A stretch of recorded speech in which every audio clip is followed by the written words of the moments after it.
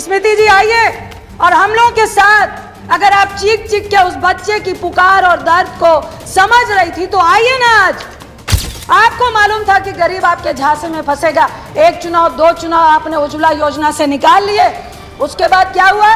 उज्ज्वला की रेवड़ी हो, चाहे आपकी कोई भी गरीबों के लिए रेवड़ी हो, वो रेवड़ी में ना तिल था, ना चीनी थी, ना गुड़ था। ये तिल, चीनी, गुड़ सब कुछ कोई जो लेके गया वो कॉर्पोरेट थे। गरीब के पेट में लात मारी जा रही है और मोदी साहब हमारे कह रहे हैं थाली बजाओ, थाली बजाओ, थाली बजाओ।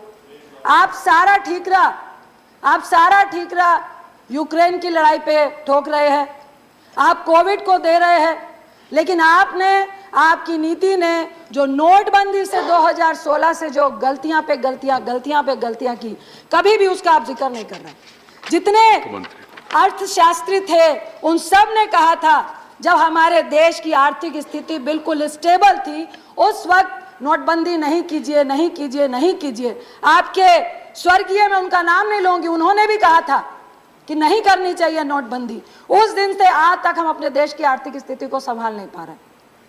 मैं 2013 का प्रधानमंत्री जी का भाषण याद कर रही थी, जिन पे उन्होंने कहा था कि मनमोहन सिंह जी महंगाई का मां नहीं बोलते हैं, प्लीज मनमोहन सिंह जी आए और महंगाई के बारे में बताएं कि कब कम होगी।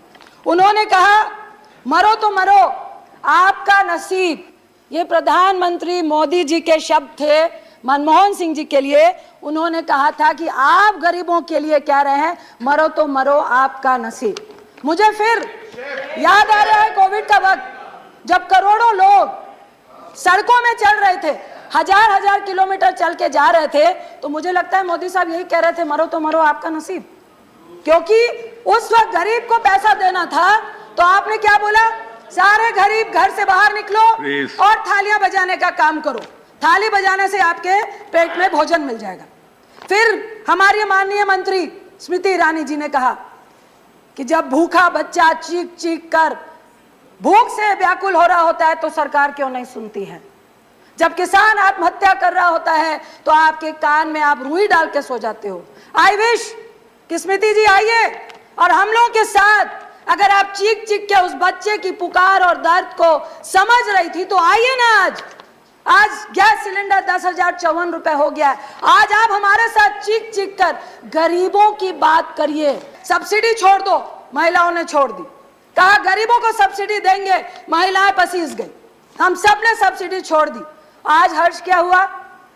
आज आपने 1600 रुपए का एक झुंझुना पकड़ाकर 7 करोड़ लगभग लोगों को आपने चूल्हा और गैस दिया।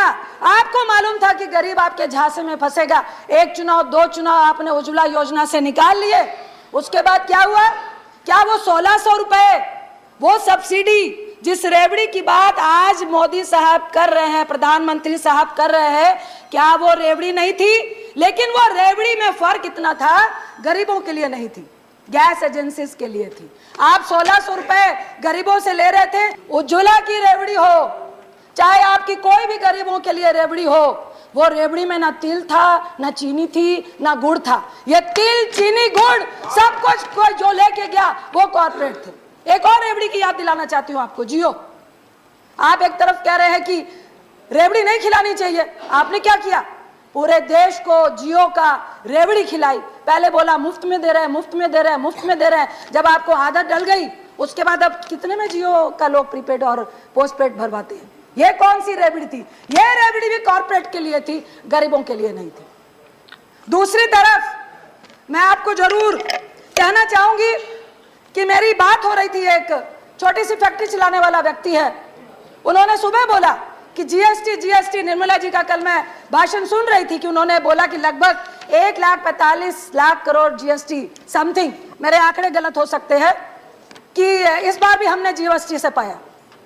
मैं मंत्री साहब से पूछना चाहूंगी, आप जीएसटी तो पा रहे हैं, जो लोग काम कर रहे हैं, फैक्ट्रियां चला रहे हैं, विद इन मंथ उनको ब्याज, बैंक का ब्याज भी देना पड़ता है, जीएसटी भी गवर्नमेंट को देना पड़ता है। 15 दिन के अंदर अगर वो नहीं देंगे तो आप पेनल्टी लगाते हैं, लेकिन उनका जीएसटी का इनपुट आपको कितने दिन में देना था?